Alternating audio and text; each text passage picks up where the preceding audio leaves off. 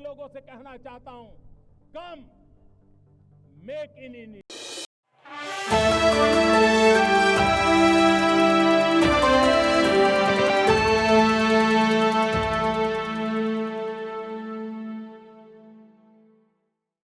राष्ट्रपिता महात्मा गांधी की जो प्रतिमा है उस पर श्रद्धांजलि अर्पित की है और 151वीं जो जयंती थी एक महात्मा गांधी की 2020 में, ममता, ये उस समय इस प्रतिभा का कांस्य प्रतिमा का अनावरण किया गया था और ये दुनिया भर में महात्मा के और बापू के सिद्धांतों की स्वीकारोक्ति या कहा जाए जो स्वीकारता बढ़ रही है उसका संदेश देता है। और यूक्रेन और कीव की धरती पर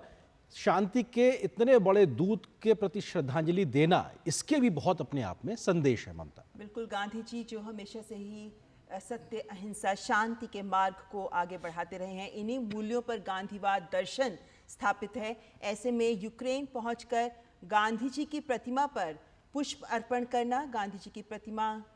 पर पहुंचना, श्रद्धांजलि अर्पित करना, ये दिखाता है, कहीं ना कहीं इस बात का भी संकेत देता है कि मौजूदा दौर में भी गांधी जी के ये मूल्य प्रासंगिक हैं। आज के दौर में भी गांधीवाद ही है जो विश्व को इन संघर्षों से आगे निकाल कर दिशा दिखा सकता है। तो ये महत्वपूर्ण संकेत प्रधानमंत्री का यूक्रेन के धरती पर जाकर कीव से जो प्रधानमंत्री ने ये संदेश विश्व को दिया है, ये मात्र एक प्रणाम ही नहीं है गांधी जी के चरणों पर, बल्कि ये विश्व के लिए एक संदेश भी है कि आइए मिलकर शांति के पथ पर आगे बढ़ें, आइए मिलकर अहिंसा का मार्ग चुनें और शांति का समाधान, इस संघर्ष का समाधान शांति के माध्यम से निकालें। यहाँ भी भारी तादाद में भारतवंशी उपस्थित हैं जो प्रधानमंत्री जी का अभिनंदन कर रहे हैं और प्रधानमंत्री जी जो इस वक्त गांधी जी की प्रतिमा पर फूल अर्पण करते हुए ये दृश्य जो हम आप तक लेकर आ रहे हैं कीव से, इस वक्त हमारे संवाददाता अमृतपाल भी हमारे साथ जुड़ गए हैं। अमृतपाल हमारे साथ में इस वक्त मौजूद है, हमारे सहयोगी संवाददाता जो लगातार प्रधानमंत्री के इस दौरे पे नजर बनाए हुए हैं। अमृत, अगर इन तस्वीरों को अपने आप किस तरीके से इसको व्याख्या देंगे या कैसे विस्तार देंगे, क्योंकि शांति के अग्रदूत के तौर पर बापू को देखा जाता है, उनके सिद्धांतों को देखा जाता है और कीव यूक्रेन में महात्मा के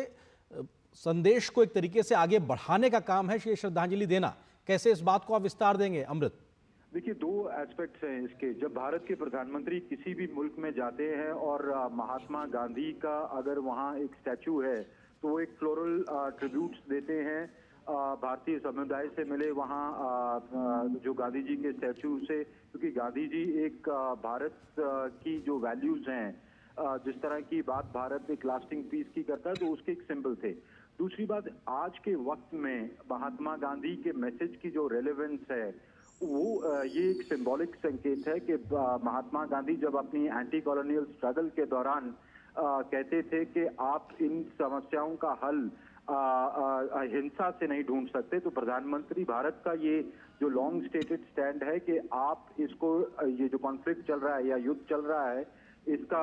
सोल्यूशन या इसका हल आप डायलॉग और डिप्लोमेसी से ढूंढ पाएंगे, आप बातचीत से ढूंढ पाएंगे, आप जंग के मैदान पर उसका सोल्यूशन या उसका हल नहीं ढूंढ पाएंगे। तो मेरा ख्याल है कि प्रधानमंत्री का ये दौरा के गांधी जी के स्टैचू पर या बस पर ये फूल अर्पण करना और होमेज पे करना सांकेतिक भी है। और दूसरी बात, क्योंकि पहली बार भारत के प्रधानमंत्री यूक्रेन में गए हैं जब से यूक्रेन को आज़ादी मिली है 1991 से, तो ये अपने आप में सांकेतिक है। जी अतुल नेजा जी, आप कुछ कहना चाहेंगे? हाँ जी हाँ, ये जैसे ये फंक्शन हुआ, ये गांधी जी के स्टैचू के सामने प्रधानमंत्री पहुंचे हैं, तो एक सिंबॉलिक वैल्यू बहुत ज़बरदस्त है, क्योंकि ये एक भारत की जो सिविलाइजेशनल कंटिन्यूटी है उसका एक ये प्रतीक है कि जैसे अमृतपाल ने कहा कि आप किसी भी समस्या को, आपको हिंसा से आप नहीं उसको सुलझा सकते, उसको आप बातचीत और डायलॉग से ही सुलझा सकते हैं। तो एक तरह से ये एक सिंबॉलिक वैल्यू है इस इवेंट की। और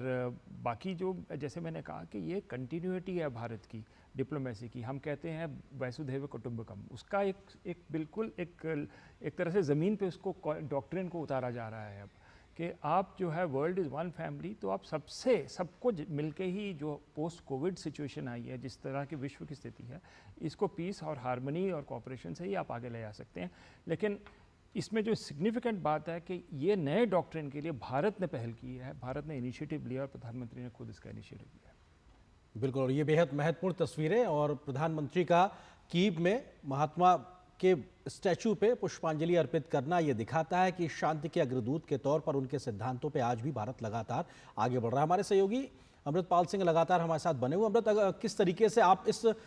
स्टैचू को भी देखा जाए तो ये बेहद महत्वपूर्ण है, जहाँ पे इतना बड़ा संघर्ष लगभग 2-2.5 साल से चल रहा है, वहाँ शांति के प्रणेता की मौजूदगी यही अपने आप में एक विश्वास पैदा करती है कि हाँ, आप संघर्ष के बाद आप समाधान की ओर जब बढ़ेंगे तो शांति के इसी प्रकार के रास्ते से आपको आगे बढ़ना होगा और अहिंसा के मार्ग से आपको मानवता के लिए आगे आना होगा। अमृत,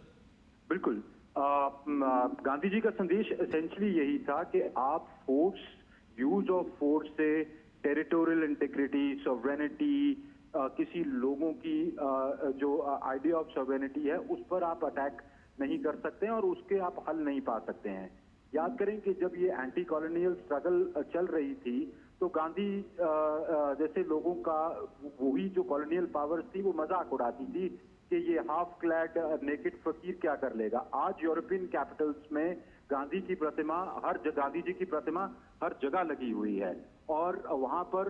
जब भारत के प्रधानमंत्री जाते हैं या वैसे भी कोई इंटरनेशनल फिगर्स जाती हैं तो वो अपने रिस्पेक्ट पे करती हैं और मानती हैं, इस बात को मानती हैं कि उनका जो योगदान था, उनका जो रोल था या उनका जो वॉइस ऑफ रीजन था उसके लिए उनको सहारा जाता है। वही जिस सिविलाइजेशनल कंटिन्यूटी की बात कर रहे थे हमारे गेस्ट कि ये आप कंसिस्टेंटली कहते रहे हैं और आज के दौर में भी वो रेलेवेंट है कि आप यूज ऑफ फोर्स से टेरिटोरियल इंटीग्रिटी, सॉवरेनिटी, लोगों का जो आइडिया है और यहाँ खास करके सबसे ज्यादा इम्पोर्टेंट कि ह्यूमैनिटेरियन जो प्रधानमंत्री ने कल पोलैंड में भी कहा